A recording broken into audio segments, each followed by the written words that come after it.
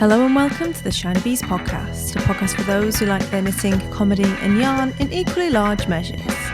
I'm your host, Jo Millmine, and this is episode 166. A Scotch egg is not substantial knit. I feel a need to laugh again with you, if that's alright.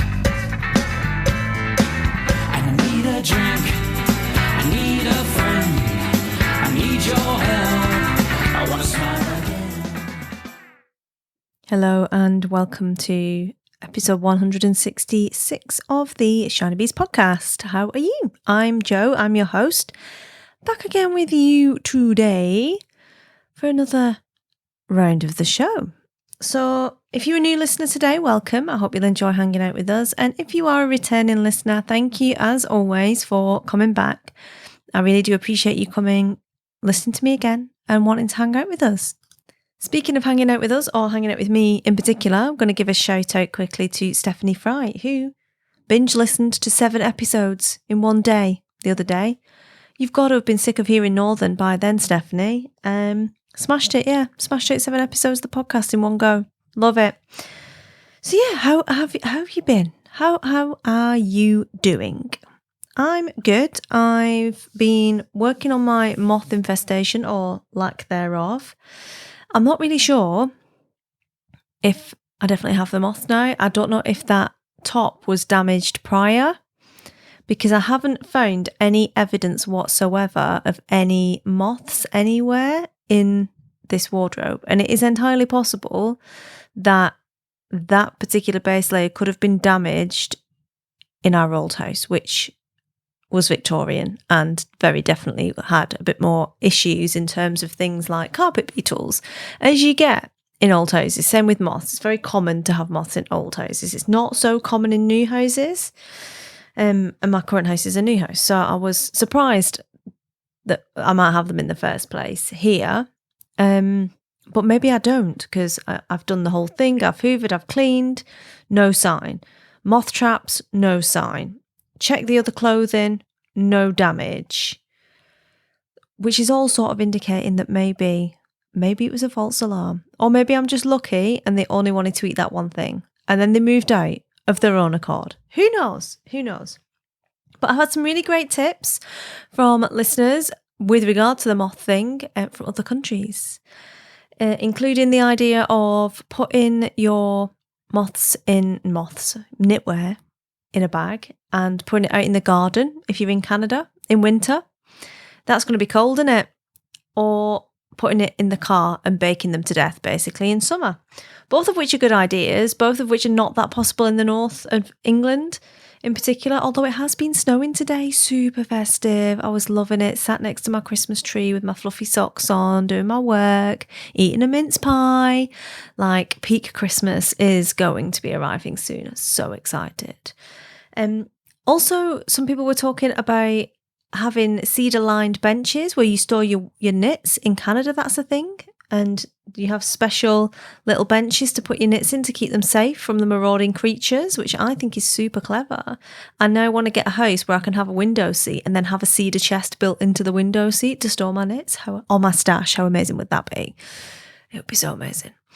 So yeah, thank you to everyone who's been in touch with the top tips for that over in the Shiny Bees podcast community. And if you are not over there yet and not hanging out with us, then please do come on over and join us. You can either go to Mighty Networks online and just put in Shiny Bees and the option for the club will come up, or you can go to shinybees.com/community and you'll be automatically redirected to the right place to join up for Mighty Networks. Big thank you also to everyone who's been asking after my wee doggy Womble. He is much better, thank you. He had another blood test the other day and the levels in his blood of the phosphorus and things have come down again, which is a really great sign. He seems much happier, he's back into the food, he's busy snorkeling under the table for crumbs again, wanting to play with his brother. So much better, a big relief. I was very, very worried about him when he wouldn't eat, because Shelties are notoriously greedy dogs, but he seems, touch wood, to be a lot better. So thank you very much to everyone who's been in touch about that. So yeah, today's episode is kind of inspired by Scotch Eggs, or the Scotch Egg saga that's ongoing in the UK at the moment. I am a northerner, clearly, and no stranger to a Scotch egg.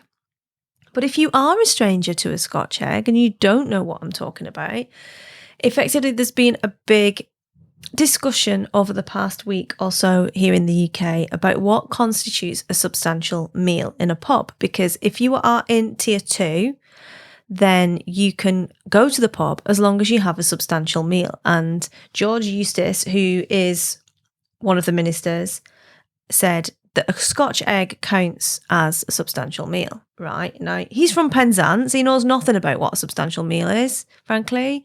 In the north, a Scotch egg is an appetizer. It's not a full meal by any stretch of the imagination. But he was saying that he said, a Scotch egg would constitute a substantial meal. Because there's been lots of people wanting to get around this idea of having to buy food with your drinks and then talking that you'd have to leave as soon as you've finished your food, which everybody is not loving. Now, it's not relevant to me, really, because I'm in tier 3 still. I've been in tier 3 for months now. I didn't even know there was a tier that wasn't tier 3. And when my mum sent me a message the other day saying, why don't you go to the pub with your friend? Like on Friday, I'm like, are you joking, Mum? It's short. Like the pubs are all still short just because national lockdown's finished. Don't mean that the northerners get to go have fun and cuddle each other and spread the germs again. That's not happening. So bless her. Yeah, she doesn't quite know the rules. Nobody quite knows what the rules are right now.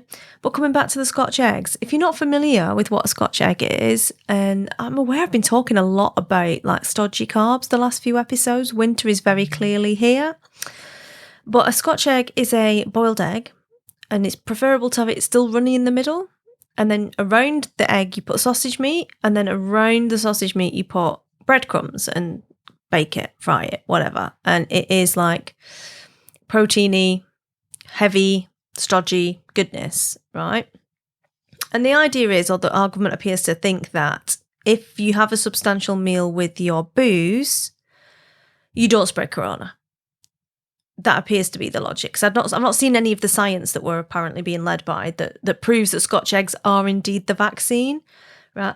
Because Scotch eggs just comes under generic stodgy northern carbs for me, like greasy pig, egg, breadcrumbs, yeah. And if it's all about just having some stodgy carbs, like beige carbs of any description, as I've already explained a couple of episodes ago when it came to Babijed Payet and Smackbar Payet. Babijed, all of that. If you haven't listened to those episodes and you don't know what I'm talking about, you do need to skip back and definitely check out the episode where I'm drooling thinking about it, where I introduced some Wigan delicacies to the podcast. Right, if it was just about having some beige stodgy carbs, there's just no way we would have any cases up here because everyone smashes in those beige carbs like there's no tomorrow. It's a way of life, like that's what we live off. So a Scotch egg, like I say, it's an aperitif. It's not even real food. So I'm not convinced personally, but apparently that is the case. So not that I'm going out anywhere, because obviously we're still not allowed up here. War on the north. There's been a lot of chat and a lot of ribbing and a lot of smirking and mick taking about this whole Scotch egg things, because obviously George Eustace thinks they're a substantial meal because he's from Cornwall. Michael Gove thinks that you'd have to have at least a couple. He's from Aberdeen, he's Scottish, so he gets the carbs a bit more, But there's been a lot of talk about it and about, this whole Scotch egg thing, and lots of Mickey taking, which I've quite enjoyed, as you can imagine. So naturally, it follows, right? It follows that I would have to go and look for a comedy pattern of a Scotch egg. Someone must have done it, clearly. The crocheters are the kings of this, kings and queens. They are amazing at this stuff. Somebody will have made a pattern for a Scotch egg, because I've had an entire knitted kitchen of food made for the kids before by my friend's mum. sandwiches, chips, tomatoes, everything, like all of the things for this wooden kitchen were knitted food was made, burgers, the lot, right? There's got to be a Scotch egg. I don't believe there's not a Scotch egg. Well, it turns out, people, and who knew, there is not a single pattern on Ravelry for a Scotch egg, which I think is a bit of a travesty. Like, I love a Scotch egg. Like, they're quite delicious. Very filling, great picnic food. So clearly I need a knitted one, in the same way I need a knitted cacti or a crocheted cacti or whatever, like, I can't believe how many patterns there are for actual sausage, edible and the other kind, but no Scotch egg. No Scotch egg. So I'm torn. If I was any good at amigurumi, I'd probably design a pattern so we could all have like our own little knitted or crocheted Scotch egg, so that if we were able to go to the pub, we could just plonk it out on the side and nobody would be any the wiser. Sergeant Harrison turns up when he's not, looking for poachers or whatever, inspecting Christmas light inspections in Chorley. Sergeant Harrison turns up and you're like, it's all right, Sarge, I'm in line with the law. Look at my Scotch egg. My crocheted Scotch egg, man, it's Scotch egg. You can't kick me out then. Why am I having half a pint of, Timothy Taylor's Landlord? Anyway, not happening. So, devastated. So that's the pattern pick that never was, basically. If you have got a Scotch egg pattern that you could show me or find anywhere that does, let me know. And then I can revisit this travesty of justice that is a lack of Scotch egg patterns. So I can't talk about the pattern pick. So instead, I'm going to be talking about delicious little joys. #delicious little joys, Cal. Now, I did consider doing a mince pie, not a minced pie, mince pie tasting on the podcast for fun, because I was looking up which were the best mince pies this year, because mince pies are not just mince pies anymore. And normally my husband makes the mince pies, like it's his big thing. He loves making mince pies. Delicious, right? He's not here. He's not making the mince pies. I'm not making the mince pies. I'm going to go buy some. But I don't want to get it wrong, because you're committed then. 6 pies. If you don't like them, you've got 6 of them, 5 more to eat if you've got 6. And they vary. They vary in price and flavour. And it would appear now like some of the mince pies are not even mince pies. Like they've got all this other stuff in. I'm all for pink gin. I don't want it in a mince pie. That's not a thing. Why have you done that? That's not a thing. It's so confusing. Anyway, talking about the knitting, the delicious little joys. We have a knit along ongoing called the Delicious Little Joys Cal, and the aim of this is to find little joyful things in your day, delicious little things in your day, either edible or not edible. And today, my little joy has definitely been, having an array of mince pies to test. I don't know how long they're going to last with the kids, but I have an array of mince pies to test. And on the knitting front, I have been working on the Glitz at the Ritz shawl by Helen Stewart, which is a free pattern. It is available via Knitty, and it's quite an old one now. It's from 2013, and that's been my one that I am working on. I'm knitting it in Eden Cottage Yarns Beedale 4-ply, which is a silk and baby yak mix. It is so nice, and I'm using Miyuki Triangle 5's beads for the beaded parts. Quite a lot of beads in there. I'm enjoying the pattern. I'm only in the early stages of it yet still, because when we started the knit along, I had the whole driving to the vet's womble, try not to have a nervous breakdown thing going on. So not really been in the game for that, but obviously now he's getting better and it's definitely knitting weather outside. I have been working on that quite a lot more. Whilst watching, I know again, I never really watch TV, but I have been watching TV. I've been watching a lot of interior design programs, and I finished off Selling Sunset, which is not an interior design program. It's a reality TV program, I guess is the proper word for it, of real estate agents in Los Angeles, like in Hollywood. It's so over the top and ridiculous, which is exactly what we need at the moment. So I finished watching that. Then I watched a version, it's the same thing basically, but in the Hamptons, called $1 Million Beach House. So I watched that, and then I've been watching some interior design programs. I love interior design. I'm massively into it. So I've been knitting on my shawl while I've been indulging in a little bit of TV. Who knew? I'm just not that person that got in a ton of Netflix time during lockdown. I watched Tiger King and that was pretty much it.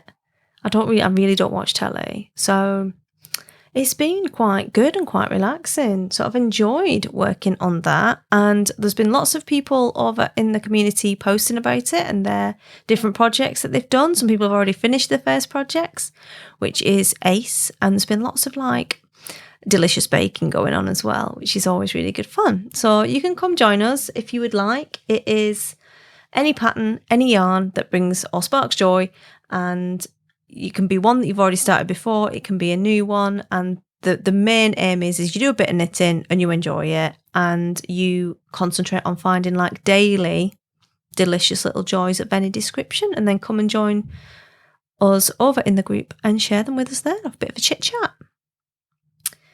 So yeah, that's all I'm going to talk about this week. Very short podcast because I'm going to go and eat some more of those mince pies basically, and chill out and enjoy my Friday, because it's been quite a busy week.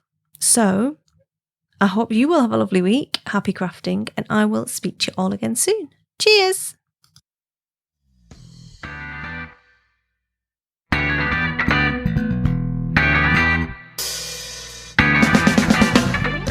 You've been listening to the Shiny Bees podcast. Show notes for this episode can be found on the blog at shinybees.com/166. And please do come and join us over in the Shiny Bees podcast club.